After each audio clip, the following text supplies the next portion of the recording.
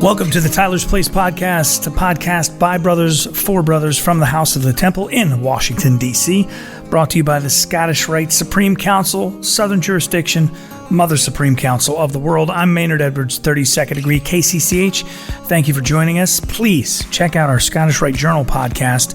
It's a weekly audio presentation from the pages of the journal wherever you're listening to this podcast, Spotify, Apple, Google Play. It's even on YouTube. And speaking of YouTube, make sure you subscribe to our YouTube channel, youtube.com/Scottish Rite Masons. Lots of great Masonic content there.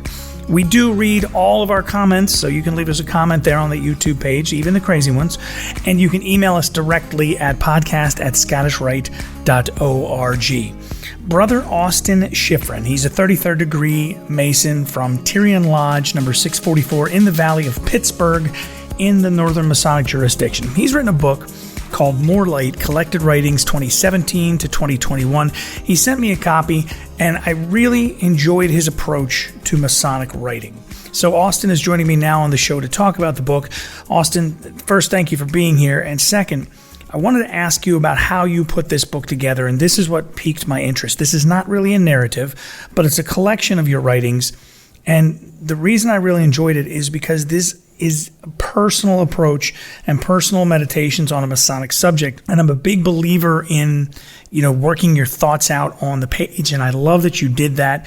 And I'm hoping that it will encourage other brothers to kind of do similar things. So how did you come to pull this together in a book? I appreciate you bringing that up, because I promise I'll come back to the construction of the book. But one thing you're bringing up is that writing is a really positive mental and emotional exercise in and of itself. A lot of mental health experts recommend journaling as a good way to kind of pull yourself together and center yourself and ground yourself on a daily basis if you can make the time. It's one thing to feel like you've got some constructive thoughts or questions and issues that you want to work out, but capturing it in writing is a really valuable and productive exercise to try to approach any of those things. I'm not a journaler, but for the last 3 or 4 years, I've been working on a thing called Monday Morning Masonry, and it's a newsletter that I send out every Monday morning. Each week is a different degree in the Scottish Rite, just looking at that and then kind of applying that to my life.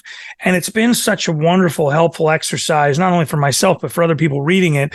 And I really loved your approach on this, of you working it out yourself. Well, I'm glad that you're providing your Monday mornings, because I think that you are part of a growing trend in bodies of Masonry throughout at least the United States, which is twofold, right? One, we have some newer members arriving on our doorstep who are younger than the demographic to which we're accustomed. Indeed. And number two, people are seeking more Masonic education. So, okay, now I have become a member. What does my membership mean? And what are some things that I should know? What are things that I should have this opportunity to learn? When I get that old chestnut that Freemasonry makes good men better, what is the process whereby that happens? And it should be education. So people are seeking that. Now we need to provide it to them. To get back to the construction of the book, I joined Scottish Rite Valley of Pittsburgh right on the heels of my craft lodge degrees in the winter of 2006. Pretty shortly thereafter, joined the progressive line of one of the governing bodies in Scottish Rite.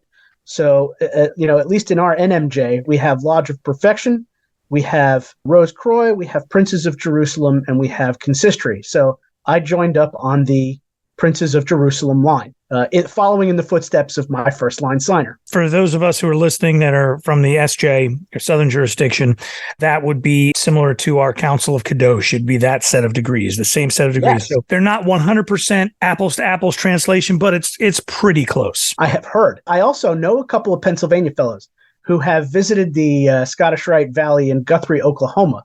And I'm hoping someday to avail myself of the same opportunity, because I hear your Southern Jurisdiction work is distinct and different, and I'd be intrigued to to see some for myself and learn more about it. The lessons are, if not the same, extraordinarily similar. There's a bit of a different approach, but both are excellent. A lot of people say, "Oh, this is better than that," or "This is no, one's not better than the other." They're different and both full of value. Just that disclaimer out there before anybody. Yeah, man. I mean, it's like, look, I can love Italian food and I can love Thai food, and I don't have to decide that one's better than the other to say that they're both awesome, even if they're radically different from each other. Indeed. So when I served in the Prince's Line in our Scottish Rite Valley of Pittsburgh, they asked that the presiding officer in each of the lines be responsible for writing a column in our Valley's magazine. And our Valley magazine used to be called the Right News. It went through a rebranding and became Right Now. Valley of Pittsburgh magazine has always been an award-winning publication. At the risk of sounding like I'm patting ourselves on the back, I'm not talking about my writing. I'm just saying like the layout and quality and production of that magazine has always been top-notch. So I was proud to be associated with it in any way, large or small. What was kind of exciting, though, was that after I was done with my year presiding, the editors there asked me if I would stay on and continue writing for the Valley. That was really a great encouragement to me to know that someone was interested in continuing to hear what I had to say. If I started this in 2014 and I'm still writing for them today, I've accumulated a certain quantity of material. What you need now then is to fast forward to a couple of years ago here. My mom passed away. And while we were working on settling her affairs and closing out her apartment, I came across all these beautiful paintings that she had done when she was back in college. Went on to a career in interior decorating and became an architect. Later in life, when she went into retirement, I always kind of wondered if she was ever going to get back to the painting, and she never did. And she created this beautiful work, and it was clearly something that she had enjoyed, and she never picked it back up again. So all of this was kind of swirling around together in my mind, because at that point, I had already been waffling back and forth for maybe 3 or 4 years about the idea of collecting some of my work and putting it out as a book. It's always those little pesky voices in your head, right? Because there was part of me that said I felt like I had something of value to contribute to the discourse about Freemasonry, about our ethics, our values, our philosophy, and maybe helping share that either with new members, veteran members, even prospective members who were just contemplating the fraternity and trying to understand better what it's all about. And then, of course, there's a little voice sitting on the other shoulder going, "You imposter, what right do you have to consider yourself an author?" But just when I came to this crossroads where I was sitting here with these beautiful paintings my mom had done, and that she had never returned to this thing that she loved so much, I said to myself, you know what? Don't wait. Don't hesitate. Sometimes you've just got to, move ahead. If you feel like you have something to share with people, get out there and share it. I took a selection of about 15 of these articles that I had put together and put out over the course of some 5 years, give or take. Together with that, I also appended the text of a presentation that I had done to a local historical society here in Pittsburgh, because I thought that could be of value to people, especially two of the categories I mentioned to you earlier, both our brand new Masons who are trying to get more of a grounding in what the fraternity is about and what its heritage and history is, as well as folks in the general public from the outside who want to have a clearer picture of what all of these different assorted and sundry bodies are all about with their different regalia and their funny hats. So I said, this is material that would be the most useful and the most productive for either new Masons or potentially people, kind of looking from the outside in. And that's what this book was chiefly all about. And two, I think that this would be, if you're a Worshipful Master who's maybe looking for something, sort of a jumping off point for lodge education, lodge discussion, I think there are a few different articles in here that would be of interest to a Worshipful Master or perhaps the head of like you said, a Scottish Rite body as a jumping off point for a discussion, because it's conversational, but at the same time, informative. The one that I enjoyed the most was about the Lewis Jewel. My son just became a Mason. Thank you. He just got his fellow craft. As we record this, he got his fellow craft a week ago today. So looking ahead to that Lewis Jewel, obviously that was, an attractive article for me to read and things. How did you make your selection? You started writing, you said around 2014, and you continue to write today. I'm guessing you do this, every other month or so for the magazine as it's published. How did you make your selections? Did you have an overriding idea of which articles you wanted to pick, or just you had your favorites? Thank you for asking. I'm comfortable if it gives the impression that it's a little bit all over the map, because I wanted to try to get a variety. I wanted to touch on a variety of topics. I wanted to touch on things that are a little bit more rooted in Craft Lodge or Blue Lodge. I wanted to touch on some things that are a little bit more rooted in Scottish Rite. I bypassed maybe the earliest couple of years that I had been writing because I felt as though more quality and a more consistent tone of voice started to come in after I'd been doing it for a couple of years. I deliberately tried to pick a little bit of variety in terms of what the subject matter was. Tried to pick the ones that I thought would resonate the most, maybe the ones that I thought were of better quality. I also appreciate that you're pointing out that some of these could be used as catalysts for some conversation in Lodge, because my original desire was just to get it out there in front of people, thinking of people just sitting with it and reading it at home. But it's been brought to my attention that just the length of each of these articles and the way that they're sort of self-contained little nuggets in that fashion can be used as Lodge programs themselves. If somebody wants to literally bring the book with them to Lodge and just say, here's a 7-minute short talk. Now, I've also myself been traveling to some Blue Lodges and other bodies to present work, either some of the existing essays that are collected in this volume, as well as some other stuff custom written for these presentations on the road. But I feel like the book in and of itself it can be a handy asset for people to have in Lodge to use as presentations and programs. Well, whether they wanted to just use the essay in its entirety or use that as a jumping off point, as I think you might have said, for further conversation. Yeah, I think that's the important part of any Masonic book at this point is that it becomes a conversation. I'm a past master and a past wise master, past venerable master. So, I've sat at the head of a few different bodies, and my favorite moments in Lodge are when we have a short educational piece that turns into a conversation, because I learn more about other people's thoughts about how they view some of this, especially how the symbols are interpreted by each person, because I think ultimately that's the most important thing is what does this mean to you as an individual? And I've had people give me, we all hear the symbols at the in the entered apprentice degree of chalk, charcoal, and clay. And I had a very specific idea of that. The chalk, it leaves its trace behind. And a brother came to me and said, I look at that as I'm a piece of chalk. So I leave my trace behind as a Mason. So if I introduce myself to someone and I know that, and they know that I'm a Mason, then I've left a little trace of Masonry behind with them, because now they have an impression of Masonry based on my behavior. So it wasn't something that I had thought of.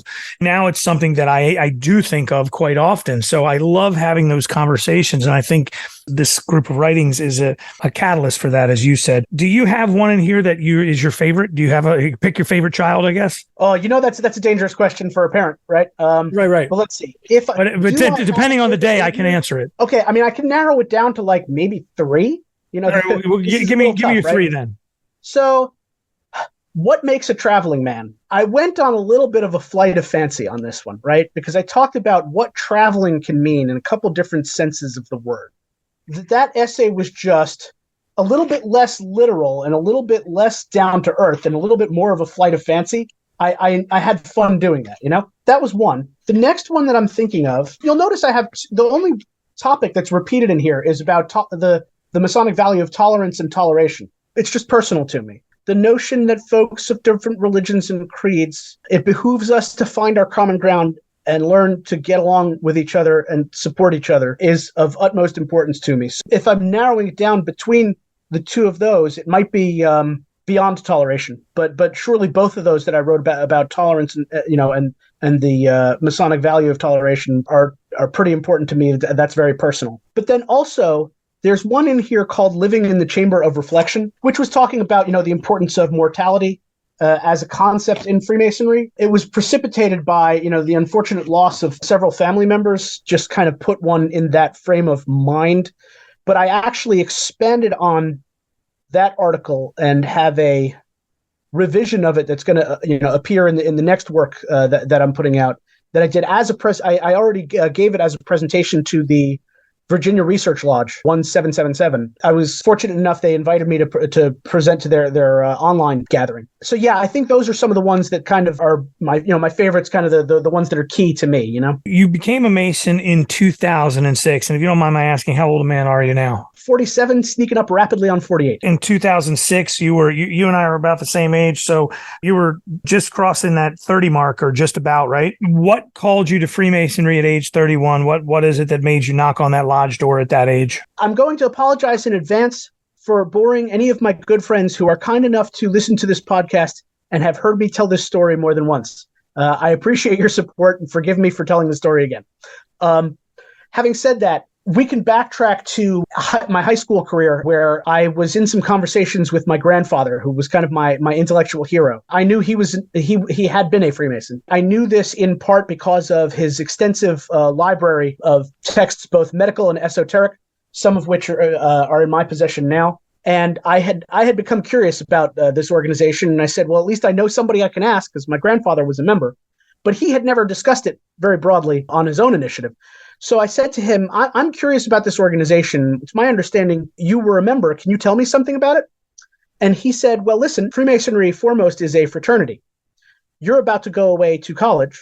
Why don't you go experience what fraternities are about? And if this is something that interests you, then when you come back, we should discuss it further. So I went away to college and I experienced fraternities, which were fun and enjoyable. But I think when he had made that statement, he might not have known how much the Greek letter fraternities on U.S. college campuses had changed in the 60 years since he had been there. I enjoyed my experience visiting fraternities, but I was like, I don't know that this is something I'm interested in pursuing for the rest of my life. So I had never really discussed it further with him, which of course I kick myself about every day since. Fast forward quite some time, and I had relocated to Pittsburgh. So I had come here for college, and then I stayed here. And I was working in a neighborhood of Pittsburgh called the South Side, which is kind of known for its local music and nightlife. There's a lot of flyers always on the utility poles and, on every available open surface, advertising, concerts and stuff. And there's a buddy of mine who owned a delicatessen. Naturally, in the window of this delicatessen, there were also flyers always hanging all over them. But one day I'm walking past his delicatessen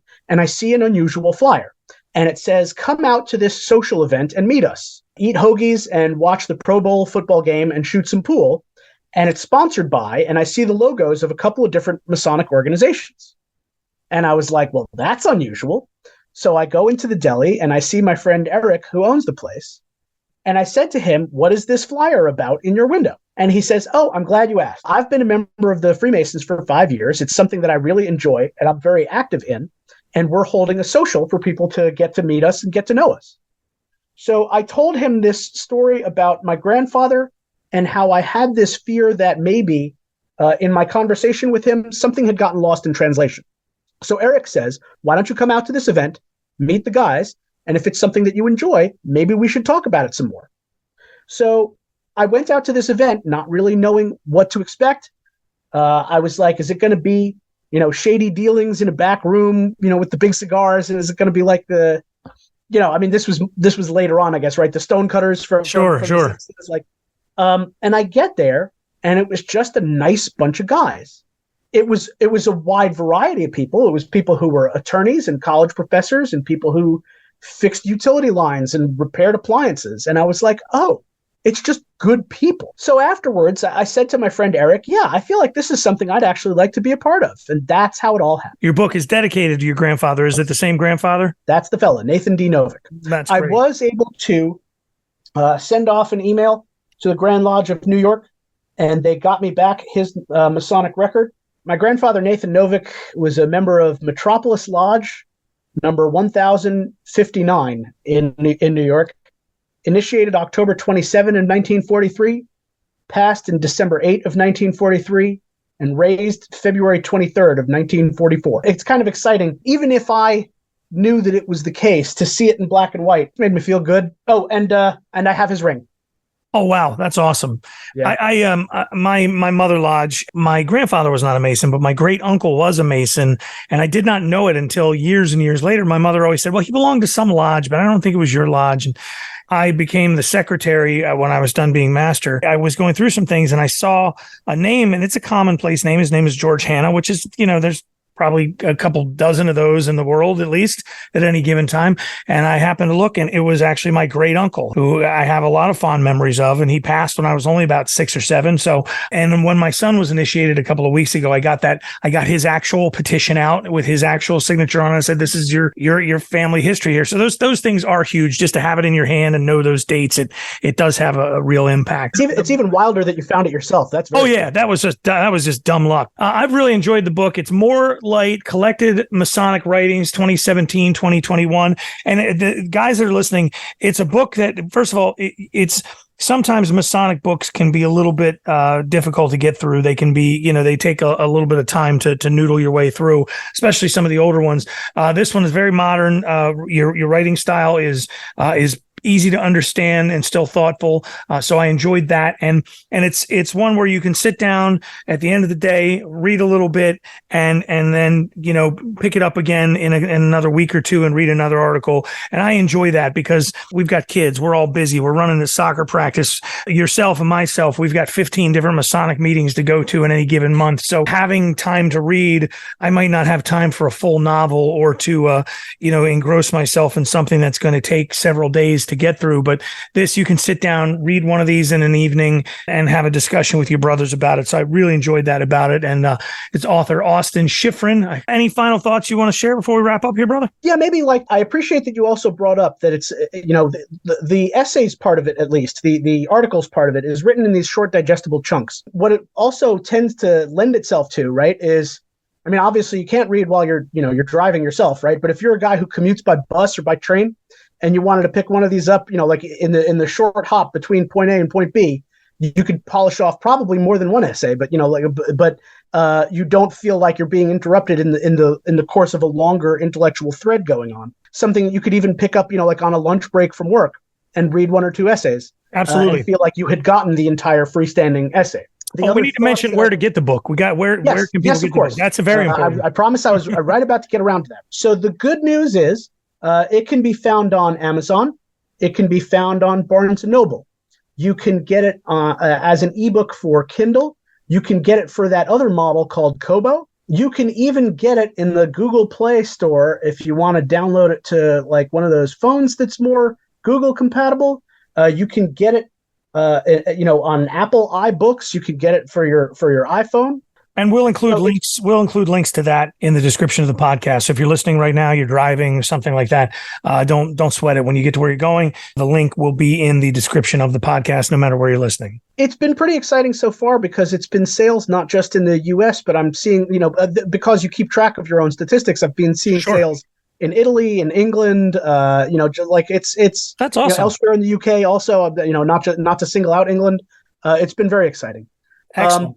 If you want to keep up with me personally in terms of what's going on with work on the new book or where I'm going to be having speaking engagements, of which I've already got, 10 or 12 for this year and one scheduled for next year, the place to find me is on Facebook at Austin R. Schifrin, author. So middle initial R as in Reed, Austin R. Schifrin, author. If you find me on Facebook and follow that page, it's the easiest way to keep up with my upcoming speaking engagements in Pennsylvania, Ohio, New York, and occasionally beyond. Brother Austin, I appreciate your time today. I appreciate the book, and thank you for sending it to me to read. I do intend to share some of it with my lodge brothers because I think it is a great jumping off point for conversation. And I hope if you're listening that you will take a moment and pick this up, not only support a brother, but get yourself engaged in some great Masonic thoughts. And if you're one of those folks, and both Austin and I said this at the beginning of the episode, don't be afraid to sit down and write these things out for yourself, because writing things down and sort of wondering on a piece of paper is a really useful exercise. It's really helps you understand your own thoughts a little bit more, and you'll get to places in your own head that you wouldn't have otherwise. So I can't recommend it enough, and I love that Brother Austin did this. So thanks very much, man. I appreciate your time. Maynard, I just want to thank you very much for your time, and thank you for helping me reach your audience. And I hope that the book is going to be something that people find of value, enjoyable, and useful and stimulating in their life. The book is called More Light, Collected Writings 2017 to 2021, and we've been talking with the author, Brother Austin Schifrin, 33rd degree from the Valley of Pittsburgh. Book's available on Amazon, Barnes & Noble's online, and a lot of other places, and there are some links in the description of the podcast wherever you're listening. That's going to wrap it up for this episode of The Tyler's Place. Do not forget, drop us a line, podcast@scottishrite.org. I'm Maynard Edwards, 32nd degree KCCH, and I will catch you next time right here on The Tyler's Place.